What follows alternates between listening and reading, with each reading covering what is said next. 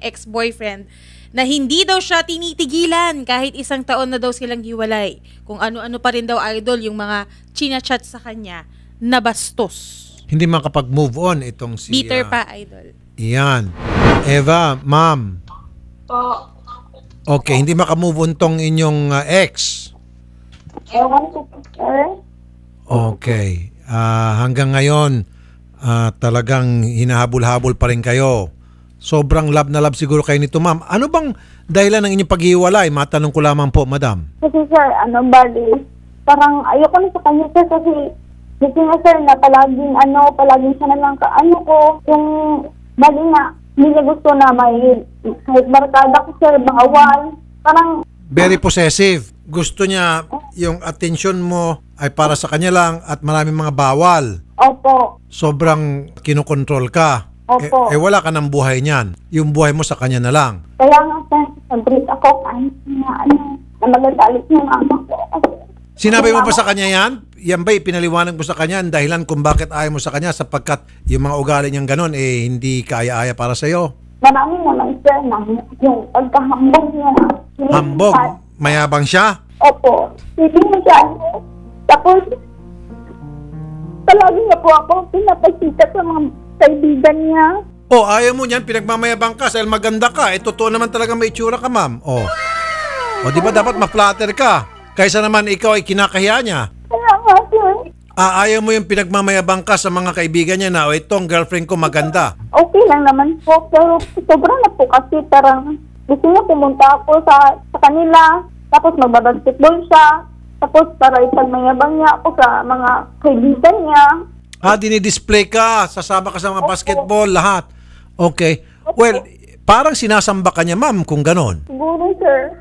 Hindi ka ba na-flatter doon? Hindi ka ba natutuwa? Hindi, sir. Ay, bali, sir, yung una, okay na lang sa akin, sir, kahit ganon, sir. Pero yung that time na ayoko na talaga, sir, sumuko na ako. Kasi, nga kasi masyado, sir.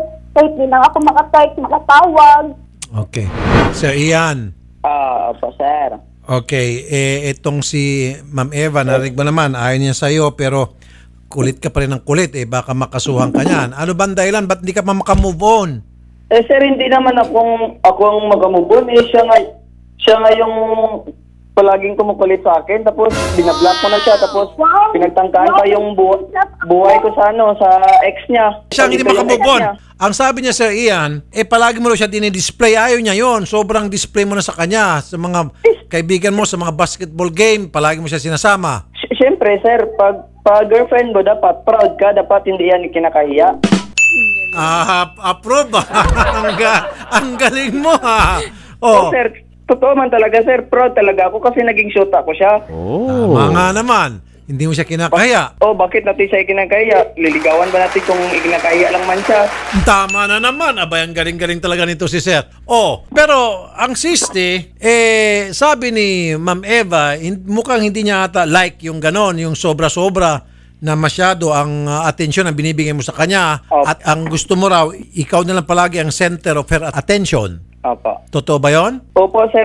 Totoo yun na palaging ako na lang kasi alam mo, sir, yung rason talaga kung bakit kami naghiwalay, ngayong araw, pinapunta ko siya dito sa bahay namin. Pinakilala ko siya sa magulang ko. Tapos pagka 2 araw, nakita siya ng papa ko na sa Gaisano Mall, may kasama ng iba. Kung hindi sinabi sa akin ng papa ko, hindi ko alam. Yun lang. Yun ang rason. Hindi ka makipaghiwalay sa imo. Dugay na ko gusto, pero ikaw lang. Hindi na tayo yung nagpunta ako sa inyo. Diba? Sabi mo sa akin, pinapunta ka ni mama, nag-chat mama mo sa ako ni Kim. Nag-chat ako sa doon sa balay niyo. Ito lang ko. Sir Ian, kung ganun pala na pagtalikod mo, pag alis ang bahay mo, tapos may kasama palang ibang lalaki na nakikita ng tatay mo, bakit mo pa ipagdi-display? Kakahiya mo na dapat yan. Ikaw na mismo makipaghiwalay kung ganun. Di ba, sir? Dinidisplay ba yung ganong klaseng babae na napahiya ka sa parents mo, sa tatay mo? Napahiya talaga, sir. Siyempre, sir. Parang nadismaya yung magulang ko sa akin. Ano sabi ng magulang mo?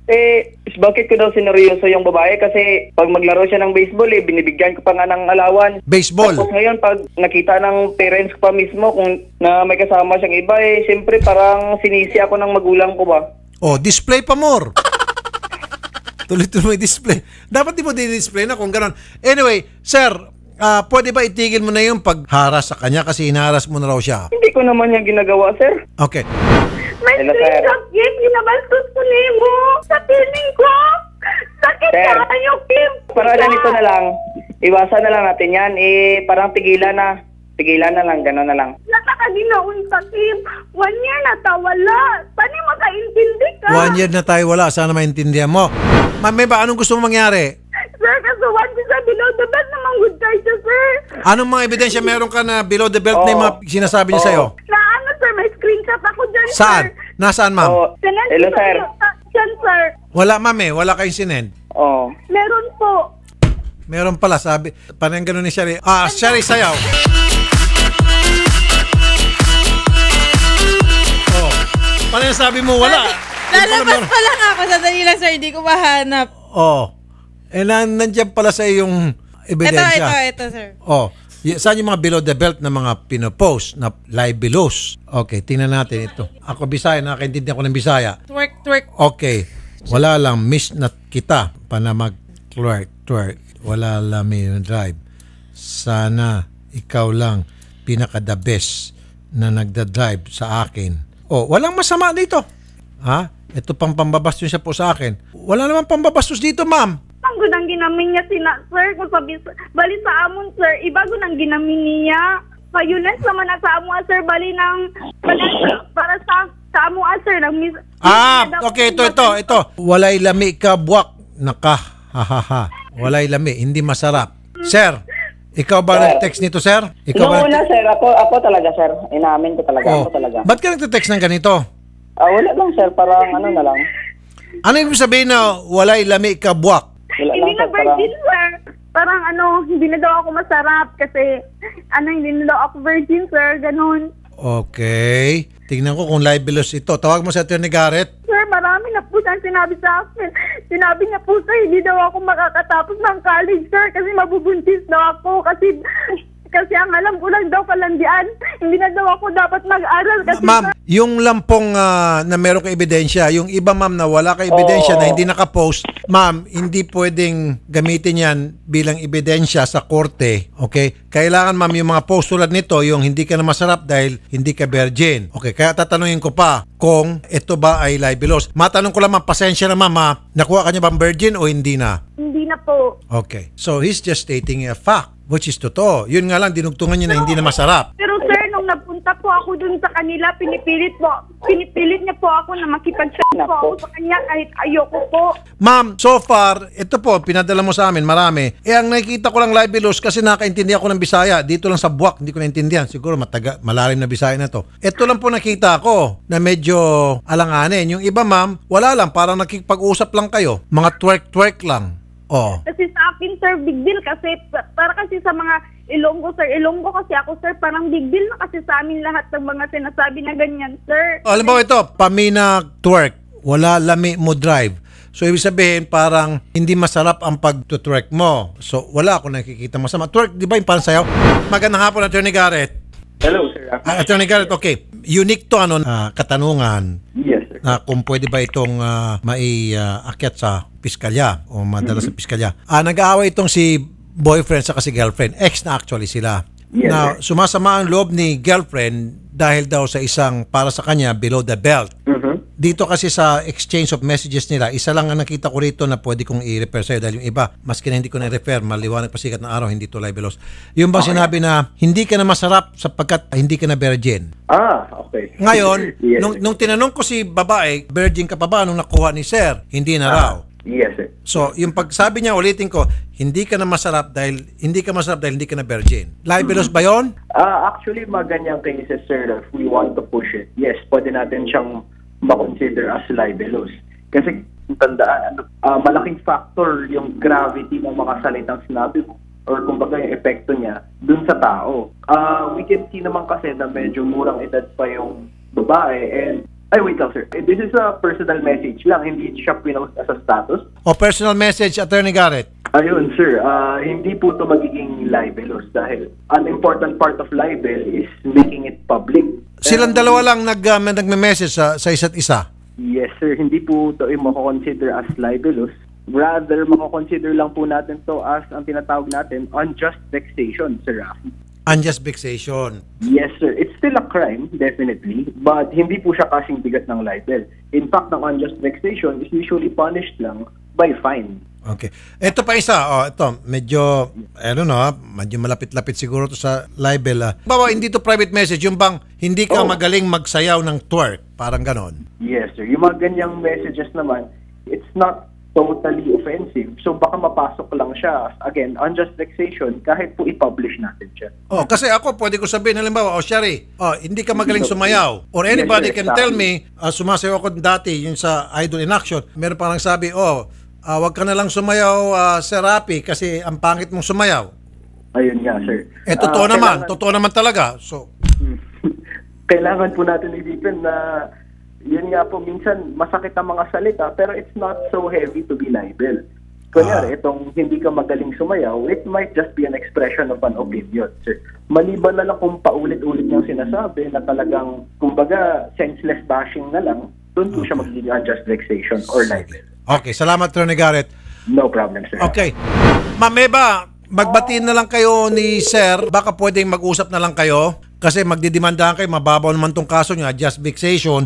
Ang daming proseso sa korte, filing fee, tapos magkakaroon ng hearing, punta't parito ka sa korte. Buti sana kung malalalim to ng mga cyber libel, ayan, physical injury, ayan, di ba? Rape. Pero kung unjust vexation tapos isang salita lang na hindi ka masarap dahil hindi ka na virgin, baka pwedeng palampasin mo na lang ito, magpakatawaran na lang, mag-public apology na lang si Sir. Okay sa'yo? Sir, palagi niya po kasi yan, sir, bali yung magchat naman, hindi naman siya magchat sa akin, tapos mga kalipas naman, sir, magchat na naman siya. Bali po yung, sir, yung pinapalipas niya lang po yung sama ng loob ko, tapos chat naman po siya. Kleng, Ambot nime. undangan na to ni Kleng mo. Kita ragya po ng naulawan na ng trabaho ni mo, Kleng ba? Sorry na lang, sorry na, Kleng.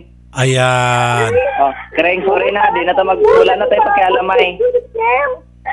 Wala na tayong pagkalamay, Kleng, para matapos na rin. Okay, sige. Mag-sorry ka sa kanya, public apology para mapatawad ka niya. Sige. Kleng, pasensya ka na kung ano man ang mga nasabi. Pigilan na natin to, mag-ano na tayo, wala na tayong pakialaman, magkanya-kanya na tayo. Total, matagal naman tayong hiwalay. Wala na tayong anuhan. Lagi kayo sa imo, Akim. Di ba, dugay naman kulang na kung ba? Ikaw managaano sa ako, Akim. Pasensya na, Kleng. Sorry. Sa Yan. imo na nila magpasensya. Pero sa ako na, kay buot to, Kim. Ma'am Eva, humingi na po ng sorry. Si Ian. Okay, nalaman pa tuloy, hindi ka marunong mag-twerk. Ayaw mo na yan. Ano, Ma'am Eva, kung magbalikan kayo? Ayaw ko na rin po, sir. Ayaw ko na, sir. Kamanyak niya. Ayaw ko na rin po, sir. Bakit mo nasabi manyak, Ma'am Eva? Naging boyfriend mo siya eh. Sir, nung nagpunta ako dun sa kanila, gusto niya na magipag-ano ako sa kanya kahit ayaw ko. Pinipilit niya ako, sir. Okay. So, Ma'am Eva, hiwalay na lang kayo. Okay na? Baka po gusto magpaalam sa kanya, Sir Ian. Gandahan mo. Kleng, mag-ingat-ingat Ikaw ka na, ka. Sorry na. Kleng, ingat ka palagi. Mag-aral ka mabuti. Pasensya. Ayun. Yan ha. Ma'am Eva, mag-ingat ka raw palagi at mag-aral ka. Sila man kusaro, sir. Siya lang man ang gapang maliit sa ako. Sa paingon niya sa akon. Ma'am, yung pagsusori niya sa iyo, hindi kanya minamaliit. The fact na nagsorry na siya, ibig sabihin, nirespeto ka niya. Kasi nag-apologize siya. So, ma'am, tanggapin mo na yung kanyang pagsusori. Hindi ko lang sir. Tanggap man good, sir. Ngaging anak. Tanggap mo na. Tanggap mo na. Hindi ko tanggap, sir. Nga ginaing anak ko niya. Na ginaganon ka niya. Hindi, sir, na binabastos nga ako, sir, kahit na Ma'am, stop na nga, di ba? Iyan, stop na, hindi ka na mag-ano sa sir. kanya. Sir. Kaya nga, sir, ako nagmingin ako ng pasensya para matapos na to. Okay, sige. Pag inulit mo pa yan, Iyan, ididimanda ka namin. Opo. Sige, Okay. sige. Eva, Diba, pag inulit sorry. pa, ididimanda. Last na, sorry daw, okay? Sorry. I love you for the last Wala time. din nakabalo si mama. Eva, pakinggan mo yung last na lang niya sabihin. Sige, sir. I love you for the last time. Mag-ingat ka. Ayan. Ma'am Eva, I love you daw for the last time. I hate you very, very much. Ma'am naman. Sir, Oh. Grabe mang di ba the more you hate, the more you love? Oh. Oh. May chance. Oh, Eva. Sabi ni Ian, the more you hate, the more you love. Sir. Hindi. Hindi. Ito, Eva. Atin-atin lang. Mahal mo pa rin ba si Si Ian? Si Bata, sira. Ha? Sir, isa na lang isa kalalaki, sir. Dili nagtugto, sir. Ayaw mo na talaga sa kanya. Ayaw na, sir. Nag-I love you siya sa'yo ngayon lang. Sabi niya, I love you. Ingat ka. Wow. Ma'am, tingnan mo sa likod mo. Andyan lang pala si Ian, tingnan mo sa likod mo. Ikaw ka na-agree, sir. Wala ko dito, sabi niya. Wala dyan. Sabi niya, wala diri. Wala, ibig sabihin, wala. Nagpa-blush ka, ma'am. Oh, paano ma'am kung nandyan si, Ian? Wala, Diyos, sir. Bahala siguro ako nabuwi niya. May Bahala sa buhay niya. Ayun. Okay. Ayan na, sabi niya for the last time daw, I love you, sabi niya, okay? At ikaw naman sinabi mo, I hate you. Ma'am Eva, paano mo ba nakilala itong si Ian? Sa chat ko, tapos, Yan. Oh, ma'am, pakinggan mo.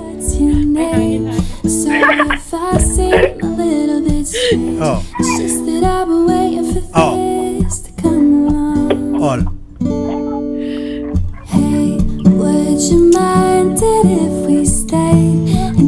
Ayan, Eva.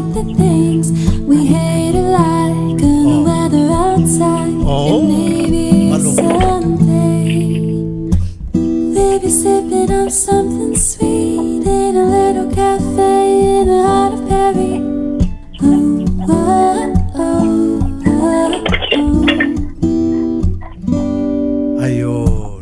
Maybe listen to the radio, singing all the words of songs that we don't even know. Oh, oh, oh, oh. Ayun. Okay na. Ayan.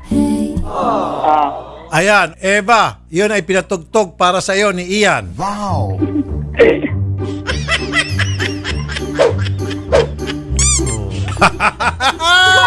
Alam na this! Alam na this! wala, sir. Oh, kinikilig siya. Ikaw, anong say mo, Ian, dun sa kanta? Pwede na, sir. Pwede na. Okay. Buwang mata. Okay, sige. Ingat kayong dalawa, ha? Pakabait Sige, kayong dalawa. sir. Good luck. Pasensya. Magandang hapon. Pasensya. Salamat. May sabihin to si Eva last. Sige, last. Sa sunod na ulito na nimo, ambot lang yun nimo, Kim, ha? Sa sunod na ulitin mo, ewan ko lang sa'yo. Sige. Sir, may ako sa kanya. Sige. Isip bata ka raw. Anong sasabihin mo, sir? Eva, mag-ingat ka. I love you for the last time.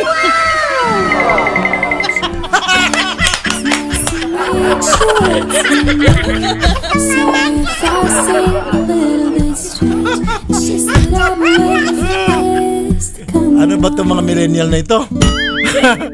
Oh, okay. Okay, stop na. Okay. Okay, sige. Ingat kayong dalawa, ha? Sige, sir. Salamat. God bless. Okay, God bless. Baby, listen to the